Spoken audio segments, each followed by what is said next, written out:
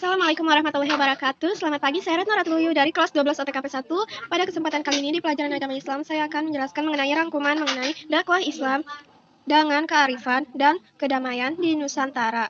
Nah, pada materi ini pertama-tama itu terdapat membaca Al-Quran, penerapan infografis, ada tadabbur, dan ada wawasan Islami.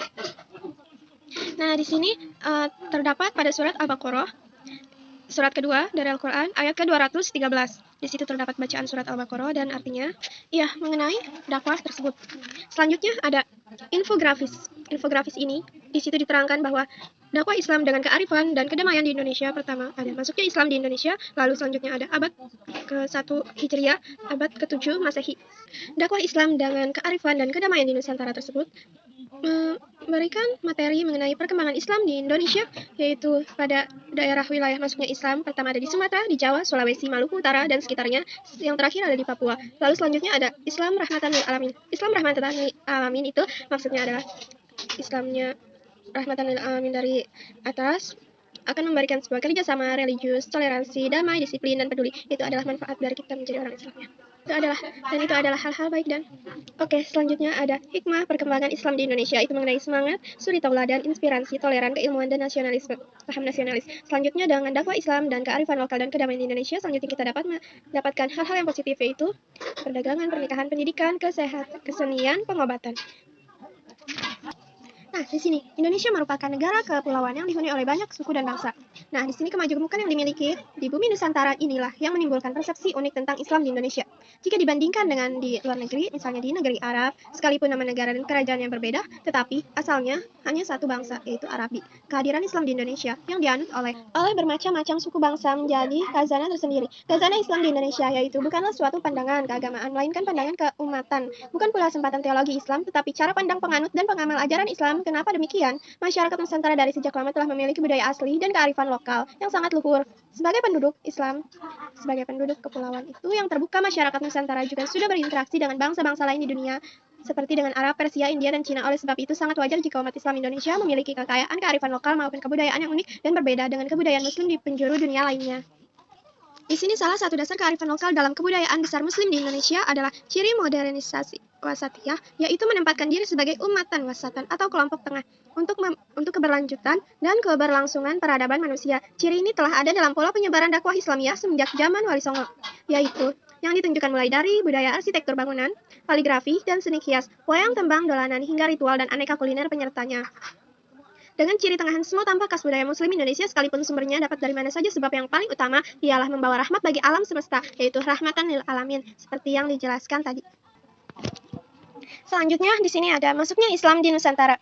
Ya, sebelum agama Islam masuk di Indonesia, sudah banyak agama-agama lain non-Islam atau non-Muslim yang telah masuk ke Nusantara ini terlebih dahulu. Sebab seperti misalnya ada kepercayaan animisme, dinamisme, Hindu, Buddha, dan dianut oleh masyarakat Nusantara. Bahkan pada abad 7 sampai 12 Masehi di beberapa wilayah kepulauan di Nusantara telah berdiri kerajaan-kerajaan Hindu, Buddha. Masih banyak lagi, tapi masih banyak yang didominasi oleh umat Muslim di wilayah Nusantara atau di Indonesia ini. Dapat kita ketahui, Islam masuk ke Indonesia melalui dua jalur. Dijelaskan jalur pertama melalui jalur utara. Nah, di situ rute dari Arab atau Mekah ke Damaskus, Baghdad di India. Nah, selanjutnya ada jalur yang selatan. Nah, di jalur selatan itu kita dapat melihat bahwa rute dari Arab, Mekah atau Madinah ke Yaman, Gujarat, Sri Lanka, hingga ke Nusantara itu. Daerah pertama Nusantara yang dimasuki Islam adalah pantai Sumatera bagian utara. Nah, berawal dari daerah situlah Islam mulai masuk ke pelosok-pelosok wilayah Nusantara. Dalam wilayah yang tidak terlalu lama Islam masuk ke wilayah Nusantara, terus ada kesungguhan hati dan kedaulatan para juru dakwah untuk berdakwah secara terus-menerus kepada keluarga, para tetangga. Juga ada dorongan kewajiban untuk berdakwah. Karena kita untuk menyebarkan atau berdakwah, kita menjelaskan tentang bagaimana Islam dan keagamaan itu secara baik dan secara kita memahaminya dengan benar, lalu kita menjelaskan, itu akan menjadi amal ibadah dan itu juga merupakan kewajiban bagi umat Muslim. Strategi dakwah Islam masuknya ke Nusantara dilakukan dengan cara-cara yang damai. Yang pertama, ada melalui cara perdagangan. Nah, melalui cara perdagangan ini bisa melewati perdagangan laut, perdagangan dari darat juga bisa, seperti pada di Eropa, di Cina, dan daerah lain di Asia. Letak Nusantara sangat strategis, mereka melalui jalur laut. Karena perdagangan Muslim ini, banyaklah yang tinggal di daerah-daerah tersebut untuk mendirikan rumah atau tempat tinggal. Perkampungan Islam tak jarang mengundang para pendakwa, dan lalu strategi penyebaran dakwah Islam juga bisa melalui jalur pernikahan. Karena pada saat berefek dari kita bertempat tinggal di Nusantara ini, pedagang muslim telah bersinergi dengan para pedagang pribumi di sini, lalu yang dapat diterima oleh bangsa pribumi. Hal itu menyebabkan banyak penguasa pribumi yang tertarik untuk menikahkan anaknya dengan mereka para pedagang ini, pedagang muslim. Sebelum itu menikah, sang gadis akan menjadi muslim terlebih dahulu. Pernikahan secara muslim antara para saudagar muslim dengan penguasa lokal, kemudahan penyebaran Islam di Nusantara. Terus melalui jalur pendidikan. Jalur pendidikan itu misalnya adalah si pedagang, penyebar agama Islam yang berdakwah di Nusantara juga langsung atau ulama dan cendekiawan muslim. Mereka berdakwah melalui pendidikan dilakukan di pesantren, masjid, daya, surau, dan langgar. Langgar itu adalah musola. Di tempat ini mereka mengajarkan pengetahuan Islam kepada para santri. Nah, di situ santri yang dipandang oleh guru di pondok pesantren mampu mengajar dan membimbing masyarakat dipersilahkan untuk pulang ke kampungnya, ke kampung halamannya, dan mendapatkan tugas untuk mendakwahkan Islam di kampung mereka. Selanjutnya bisa melalui kesenian juga, melalui pengobatan. Pengobatan ini misalnya teknologi kedokteran dan kesehatan pada saat itu belum membudayakan atau bahkan belum dikenal oleh masyarakat. Jadi pengobatan saat itu kurang lebih oleh tabib gitu, dan obat-obatan tradisional. Tentunya bila seorang pendakwa itu sudah mengetahui bagaimana cara pengobatannya. Perkembangan di Nusantara masuk ke wilayah pelosok-pelosok dakwah Islam itu, pertama itu kan dia masuk melalui jalur laut ya, di pantai Sumatera Utara, pantai Sumatera bagian utara. Nah, daerah tersebut itu seperti Pasai atau Perlak.